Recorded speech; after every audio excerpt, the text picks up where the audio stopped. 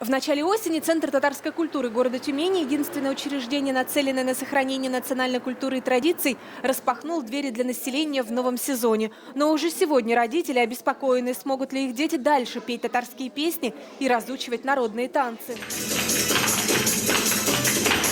В связи с оптимизацией в сфере образования и культуры стоит вопрос о лишении административной самостоятельности татарского центра. По словам депутата городской думы Динара Абукина, все городские дома культуры объединят в единое учреждение. Будучи еще и председателем национально-культурной автономии сибирских татар города Тюмени, депутат получил массу обращений от обеспокоенных граждан с просьбой сохранить Центру татарской культуры статус самостоятельного учреждения. По итогам этих обращений национальная культурная автономия сибирских татар города Тюмени вышла с обращением к главе администрации Александру Викторовичу Морову с тем, что татарский центр, который создан в 2000 году распоряжением администрации, необходимо оставить как самостоятельное юридическое лицо. 15 лет назад Центр татарской культуры города Тюмени был открыт по инициативе коренного населения. В 2013 году переехал в отреставрированное здание в исторической части города, бывшей татаро-бухарской слободе. За эти годы накоплен огромный опыт по работе с населением. Здесь проходят все значимые события в жизни этноса. В центре открыто 20 клубных формирований, работает 29 профессиональных педагогов. Ведется тесная работа со школой с татарским этнокультурным компонентом.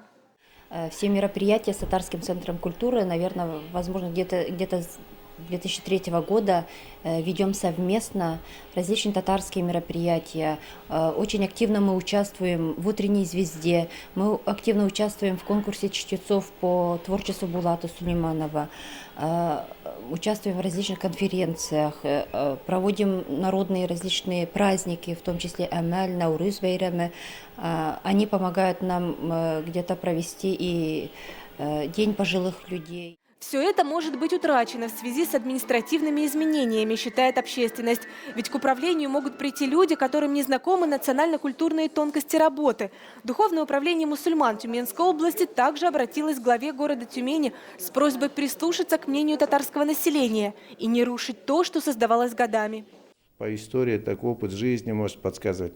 Сколько раз мы ломали, потом опять восстанавливали, потом опять возвращались назад, и при этом все время говорили, это все новые, давно забытые старые, оказывается.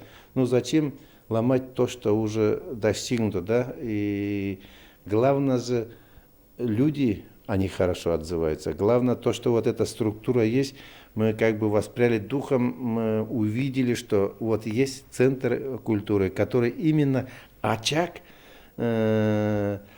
тот, который вот зажигает, что ли, тот, куда можно прийти. На встрече депутата Абукина с заместителем главы города Тюмени Верой Соловьевой парламентарию пояснили, что оптимизация проводится с целью сокращения расходов на административное управление. На содержании работы Центра татарской культуры этот процесс не отразится. Коснется ли он кадрового состава, пояснить ситуацию Департамент культуры и пресс-служба города Тюмени отказались. Но татарская общественность намерена продолжать отстаивать свои интересы и планирует обратиться за поддержкой в Татарстан. Значение центра, оно велико, значит, оно будет еще великим, потому что те, какие задачи выполняет центр, на сегодняшний день актуально.